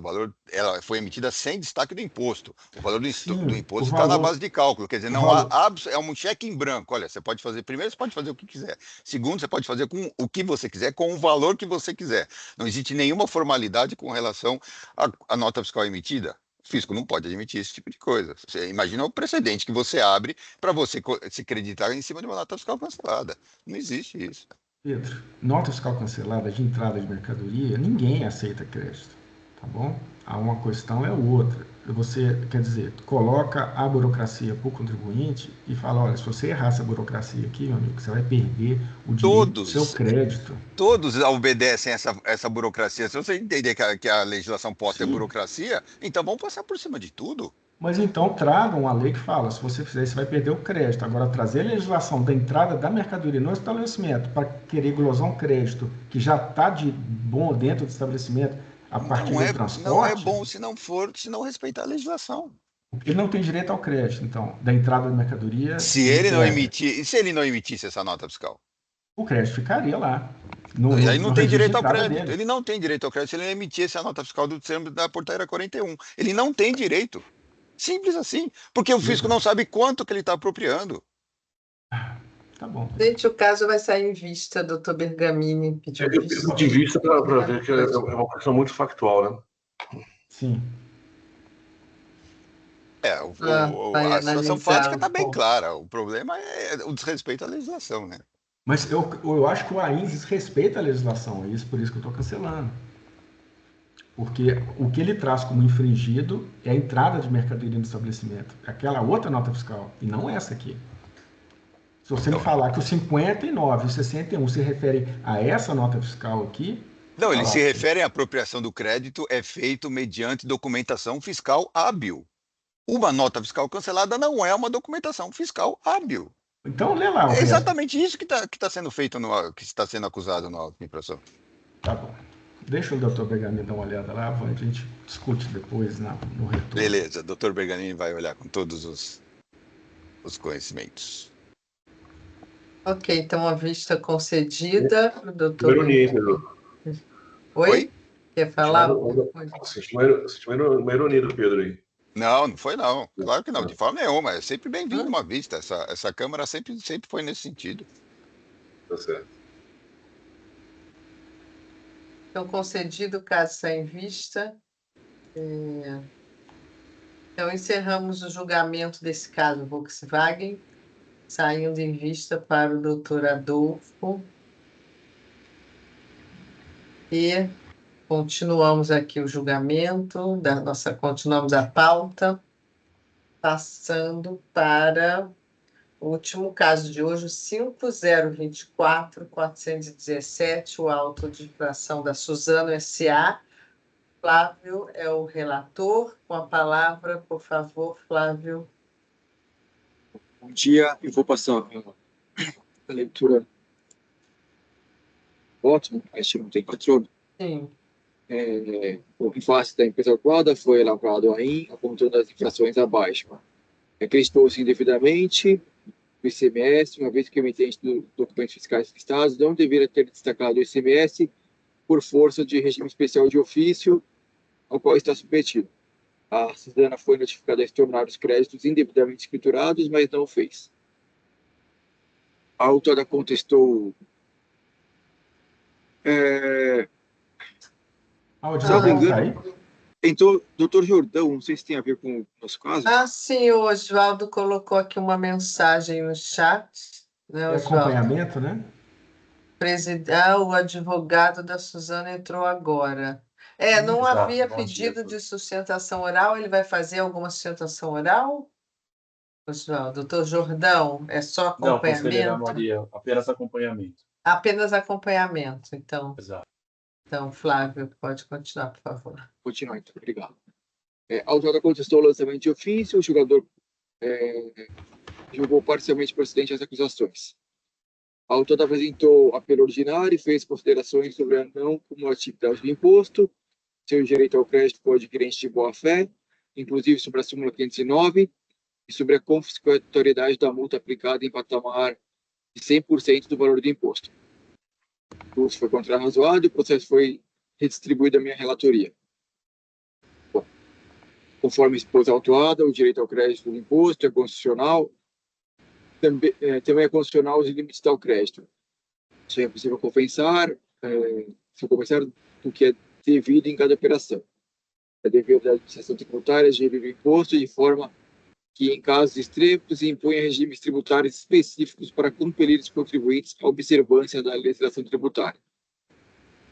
Considerando que o fornecedor, multiverde de papéis especiais ilimitada, sistematicamente declarava imposto e não o pagava, e após inúmeras tentativas de cobrança, foi instituído o regime especial de ofício em desfavor da fornecedora, determinando que o imposto, em suas saídas para vendas nesse estado, ficaria diferido para o momento da saída do adquirente.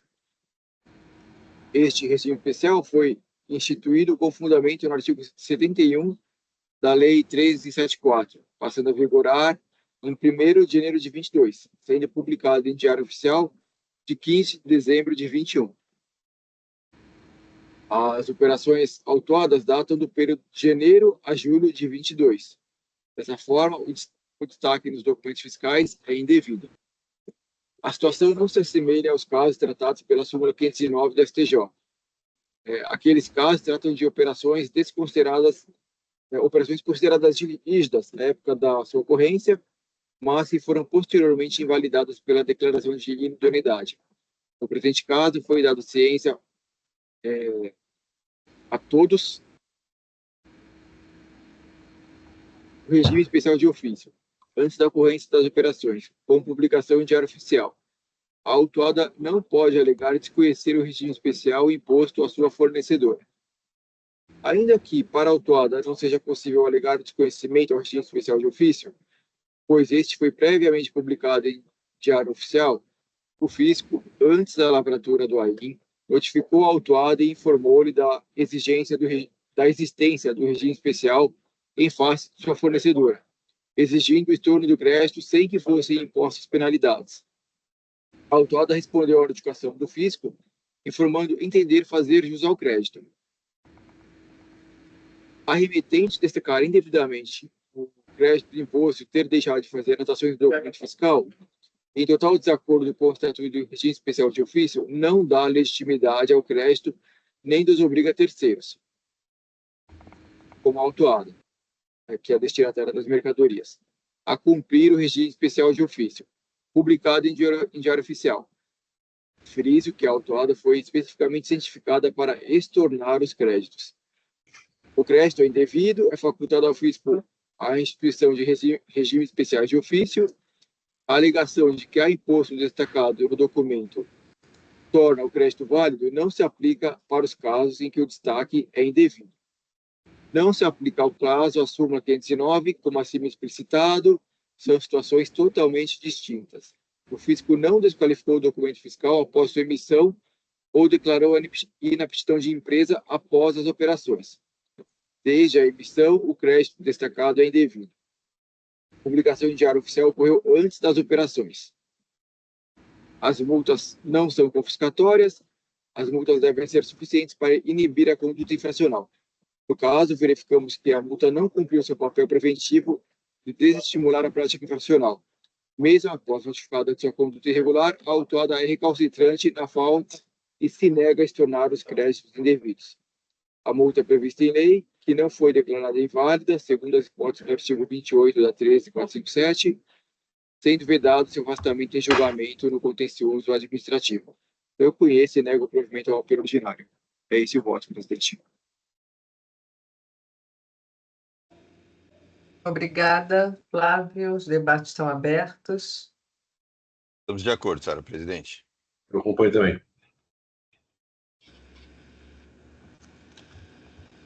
Puxa vida, hein? O cara tem que ler o Diário Oficial todo dia. Que nesse caso teve o diferencial de que ele foi notificado do regime especial, de que não podia ter a transmissão de crédito, e mesmo assim ele foi dada a chance para ele se tornar, né? Não, ele foi notificado depois que ele se creditou, né? Sim. Falou, olha, seu fornecedor emitiu nota fiscal com crédito que não poderia ser transmitido. Você tem que se tornar. E mesmo assim ele continuou com o mesmo procedimento, aí não tem o que fazer. Né?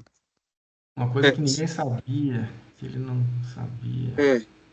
Sim, doutor Luiz. Geralmente as empresas que são...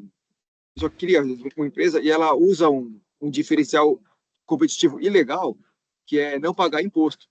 Então o fisco vai lá e fala para a empresa, bom, já que você está usando esse diferencial competitivo ilegal, eu vou até por exigência do mercado, né? Às vezes a instituição de classe vai ao fisco e fala, ó, esse contribuinte está quebrando o mercado porque ele não paga imposto e ele está concorrendo deslealmente. Põe um regime especial em cima dele. Ou o fisco vai e, por verificar os próprios sistemas fiscais, verifica que a empresa está reiteradamente, ela declara e não paga, né? Sem dúvida. Então, o fisco vai lá e põe regime especial de ofício, publica em Diário Oficial, a empresa autuada ela foi notificada da situação, tá? Isso, para estornar o crédito, mas realmente não estornou. Ela digamos assim, vamos lesar o idôneo, né? Já que o idôneo a gente não coíbe. O tributo realmente é relevante. Eu não sei se é o caso da empresa usar o tributo para melhorar o preço dela e, por isso, vender mais e lesar o mercado, mas eu acho que é uma atuação legítima do fisco, tá? Inclusive exigida pelo mercado. Agora, entenda-se, por exemplo, quando o cara compra de um cara que nem existe e ele comprova lá que, sei lá, falou com alguém, a gente, não, então você tem boa-fé, tudo bem. E no caso desse, a gente nega a boa-fé para ele, sendo que, poxa, a empresa estava irregular, em situação regular lá, emitiu um documento que, em função de um regime especial, que esse cara que não sabia, ele vai perder o crédito dele, não vai ser multado. Agora, como se tivesse comprado com nota fria, né, uma coisa assim. A alegação de boa-fé é trazida, inclusive a súmula 509 é trazida, mas eu acho que não se encaixa nesse caso. A alegação de boa-fé, ela serve para quando a pessoa compra uma empresa que é posteriormente declarada inidônea, o que não é o caso. A nota fiscal, quando foi emitida, era boa, o destaque era bom, o que não é o caso. Então, eu acho que são situações diversas que não se encaixam. Então, não serve para esse caso essa alegação. Foi o que eu coloquei no voto. Doutor Flávio, com sua vênia, eu vou pedir vista, dar uma olhada com mais calma. Não quero, a menos que a Câmara já tenha formado maioria e não sei, mas a princípio eu gostaria de analisar uma possível boa-fé dele nesse caso. Eu acho que a vista é bem-vinda, sim. Eu também estou aqui pensando ainda, né? Bons debates que a gente vai assim, não é que pensando de uma maneira geral, falando, poxa vida, né? A gente tem que coibir não essa alegação, é a típica boa-fé que a gente está acostumada, não é essa, né? Eu tenho muita dificuldade de aceitar que o idôneo tenha que pagar, né? Por algo que, poxa, está fora do campo dele, né? Se o fisco entende que o sujeito, então cancela a inscrição estadual do sujeito. Agora, fazer um regime de ofício que o adquirente aqui não conhecia, mas foi publicado no Diário Oficial. Poxa vida, né? Assim, dá para exigir que ele soubesse. Por inidôneo, né? Oi? A acusação até podia ser por inidônea, eventualmente, né? Não, a nota não é inidônea. A nota é perfeita. O que não pode é ter crédito. É o que você está falando. Se fosse a fazenda, a nota é perfeita, então o destaque está bom também. Não, a empresa existe, a empresa emitiu aquela nota fiscal, só que não poderia ter destacado imposto. Mas o diferencial desse caso é que a Suzano foi notificada a estornar o crédito. Sim, você fala assim, ó, você perdeu seu crédito, infelizmente. A Suzano falou, poxa, eu entendo que não. Isso é avisar antes? Ela foi nos caras, mas e aí? O crédito existe, se a nota é boa, se é tudo bom, o fornecedor existe, a cobrança tem que ir contra a empresa, o fornecedor. Não, a legislação especifica claramente, você não tem direito a crédito em documento fiscal em que o imposto é destacado de forma indevida. Mas não foi devido. Foi indevido porque ele está em regime de ofício. Mas a fazenda não pode fazer isso, não pode mexer no regime de débito e crédito, a meu prazer. Não pode o quê? Não pode mexer no regime de débito e crédito, a meu prazer. Como não pode? Calma, é prerrogativa do fisco, o doutor Flávio colocou muito bem, é prerrogativa do fisco instituir um regime especial de ofício. Foi o que ela fez, falou, olha, você é devedor contumaz, ou você costuma de forma contumaz não respeitar a legislação, então a partir de agora você não vai mais transmitir crédito. A partir de agora, quem vai pagar o seu imposto é quem receber a mercadoria de você. Isso o fisco pode fazer. Não pode fazer isso. E ela que claro que pode. Não, a auto-infração está aí para isso, a execução fiscal está aí para isso, Sabe o que me lembra? Aquela questão das gráficas que elas... A mão. Flávio pediu. Não, Rubens pode falar depois o Flávio, que ele está com a mão levantada já tem um tempinho. Acho que é para falar. Flávio? Sim. O Rubens vai falar antes? Pode falar, eu aguardo. Não, me lembra teve uma situação com as gráficas, uns 10 anos atrás, que elas, de repente, deixou de ser fato gerador, um determinado produto que elas entregavam, tá certo? E aí o fisco pegou a modulação e exigiu o estorno de crédito de todo mundo que tinha comprado com nota fiscal com imposto destacado, corretamente destacado à época, mas depois a justiça afastou a incidência do ICMS naquelas operações, e o fisco autuou os destinatários por crédito indevido. Acho que até notificou antes a estornar o crédito, as empresas falaram assim, meu amigo, o que é isso? Está brincadeira comigo, né? E aí elas foram autuadas também numa situação dessa, né? Que, assim, eu acho que é uma coisa que lesa as empresas, assim, que estão procurando, pelo menos, agir corretamente, seguir as regras, né? Então, eu acho isso que tem que ter, se tem condições de dar uma boa-fé, de reconhecer uma boa-fé aqui, cabe, né, uma pessoa que procurou fazer aquilo correto, o que está na lei, ela não tinha conhecimento desse regime de ofício. E o fisco sabe muito bem que quem vai adquirir não sabe desse regime de ofício. Como é que a pessoa vai saber? Né? Ela não vai fiscalizar o Diário Oficial diariamente para ver se tem algum regime de ofício. É muito difícil a pessoa saber disso, né? Essa é a minha posição. Então, a situação do crédito destacado é maior na nota, se a alíquota é de 7, a pessoa destaca 18, o excedente vai ser glosado, exatamente. Mesma coisa. Mas mesma coisa. Aqui a alíquota é de 0, porque é isso que o regime especial ele estabelece. A alíquota é de 0, o destinatário não vai pagar imposto, então ele não vai pagar, como ele já não paga sempre. Quem vai o remetente não vai pagar e o destinatário não vai acreditar. É isso. O fisco fez exatamente o que a lei determina. O artigo 71 da lei 6374 fala isso. Em casos especiais, com o objetivo de facilitar ou de compelir a obrigação da legislação tributária, que é o segundo caso aqui, poderá o fisco fazer o regime especial. É isso. Tá? Agora, esse regime especial dele, ele pode introduzir um diferimento numa situação que não ocorre diferimento, assim? Sim, exatamente. É o regime especial de ofício. É justamente para esse caso, para evitar fraude, para evitar esse tipo de coisa, sabe? Agora, o caso aqui, se a gente vai eliminar esse artigo da legislação, né, tudo bem, isso aqui, acho que a consequência é muito pior.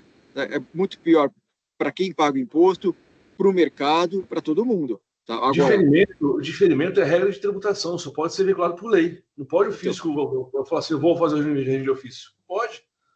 Ué, Se o devedor não pode, Pedro, é lei, ainda existe a princípio de legalidade na Constituição Federal. Não pode. Diferimento é regra de interpretação. O artigo está posto, não tem declaração de inconstitucionalidade, nada sobre ele.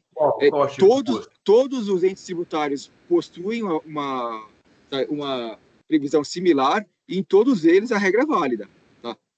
O artigo não é novo, tá? A regra é antiga, já se debruçaram sobre ela e eu imagino que não é o caso de se afastar isso aqui agora, mas tudo bem. Se é o caso de vista... Não, o meu ponto não é afastar a regra, é simplesmente reconhecer que nesse caso pode haver, talvez possa haver uma aplicação do princípio da boa-fé, porque eu entendo, Flávio, o que você falou, mas eu entendo também, é igualmente lesivo você exigir de uma empresa idônea que ela arque com o imposto sonegado por terceiros, como se isso fosse algo natural aí do jogo, né? Isso aí se transforma em custo Brasil, em aumento de custo das empresas, impacta todo mundo também. Não é uma coisa que é ok, que é tranquila, que tudo bem, pode fazer, que não tem repercussão nenhuma, né? Tem repercussão também quando você penaliza a empresa que, digamos assim, que procurou seguir as regras ali e seguiu as regras, não tinha conhecimento desse regime especial, que é um regime de exceção que tira a tributação normal de uma operação que de uma forma geral, normalmente tributada, né?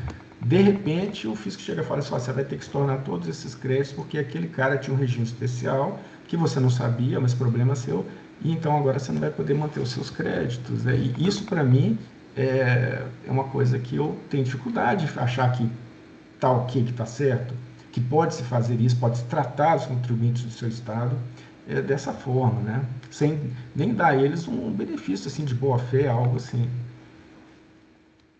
Outra coisa aqui, o 71 fala, em casos especiais, com o objetivo de facilitar ou de compelir a observação da lei tributária, pode ter regime de ofício. Eu não falo de referimento, falo genericamente. Para o primeiro, em caso de infração quanto mais reconhecida como despacho fundamentado, pode determinar ainda, o recolhimento antecipado ou simultâneo do imposto devido, em decorrência de cada operação, assegurada na quantidade do imposto. Então, o regime especial para o devedor quanto mais poderia ser, conforme colocado aqui, o recolhimento antecipado, recolhe antecipadamente, assegurada na quantidade. Não pode, pelo 71, de modo algum, prejudicar o regime não cumulativo do qual tem direito o contribuinte adquirente. Sendo que eu fui colocar aqui que a empresa existe, que o documento é bom. Então, a forçação de barra da Fazenda aqui, usando o 71, foi demais, porque o 71 não alberga o que a Fazenda propôs. Olha, tem aqui 2 pedidos de vista já, né? Doutor Rubens, doutor Adolfo. Acho que podemos deixar para depois, mas, Flávio, se você ainda quiser falar, até que os debates são aí calorosos, podemos continuar depois na vista, depois que eles trouxerem a manifestação, que você acha? Depois vamos todos para Trancoso. Tão interessante, realmente. Mas só para constar que o 71, essa listagem não é exaustiva, né? Ele fala assim, em cada caso pode determinar ainda, né? Além desses 2. E assegurada a não cumulatividade de imposto. Sim, ele está não cumulativo, porque ele não está cobrando de um para o outro não se acreditar. Entendeu? Eu entendo que está perfeito. Só para pontuar isso aí. Mas obrigado pelas vistas. É bastante interessante o caso aí. Sim, vamos deixar eles trazerem escrito para a gente voltar ao ponto. Doutor Pedro não vai pedir vista, né? Nem está concordando, né? Não, eu tô concordando e para mim é claro, a boa-fé, a partir do momento que o fisco notificou do porquê que o crédito é indevido e porquê que ele foi indevidamente destacado no documento fiscal, acabou, não tem mais boa-fé daí para frente. Olha, você está fazendo uma conduta irregular, eu estou te dando a chance de você se tornar. A boa-fé na tomada do crédito, né, doutor Pedro? Não, mas a partir daí... Mas, enfim, vamos ver as considerações aí, a gente analisa na volta. Só um alerta, presidente, eu preciso encerrar o julgamento da doutora Tim, está aberto aqui. Ah, tá. Esse aqui é a Suzano, né? Tá, então, as vistas concedidas aqui para o caso da Suzano S.A., o advogado está presente, doutor Jordão, né? Aí acompanhando os debates, então é o caso 5024.417, sai em vistas, tá, doutor Jordão? Esse é o resultado, voltará numa outra oportunidade, então encerrando o julgamento desse caso. Então, agora vamos ver aqui o que está em aberto. Então, cerrados. Então, estão todos encerrados, né? Aqui estão todos encerrados. O Torentim está encerrado também. Então, doutor Jordão, bom dia. Ele está aqui se despedindo. Então, por hoje é isso, né? Bons debates que tivemos hoje, né? Acho que tivemos 2 julgamentos e 3 pedidos de vista, né? Então, Oswaldo, podemos encerrar por hoje.